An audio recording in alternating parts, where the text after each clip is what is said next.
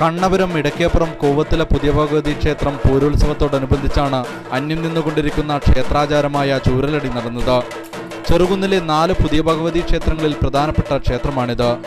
മന്ത്രമൂർത്തികളെ പ്രീതിപ്പെടുത്തുന്നതിനാണ് ചൂരലടി നടക്കുന്നത്. കൊടിയില പൂജയ്ക്ക് ശേഷം കാരവാരൽ ചടങ്ങ് നടക്കുന്നു. തിളയ്ക്കുന്ന എണ്ണയിൽ നിന്നും കാരവാരി കോമരം ഭക്തർക്ക് നൽകുന്നു.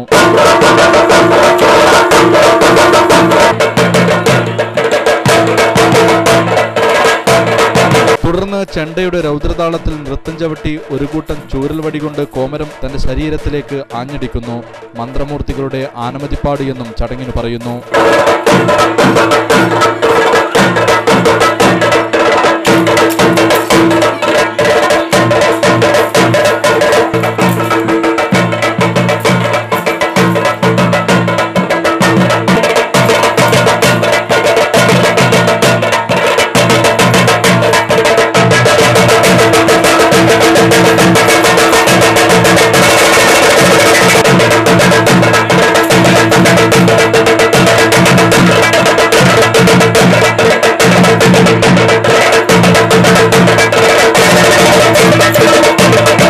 ക്ഷേത്രകോമരം മോഹനനാണ് 16 വർഷമായി മുടങ്ങാതെ ക്ഷേത്രത്തിൽ കർമ്മങ്ങൾ നടത്തിവരുന്നത്.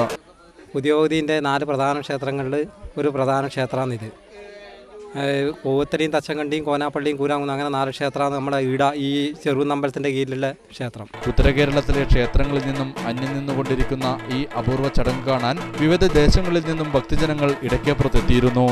രജിൽ മാടായുടെ ദൃശ്യങ്ങൾക്കൊപ്പം നികേഷ് താവും, ന്യൂസ് ബ്യൂറോ, പഴയങ്ങാടി.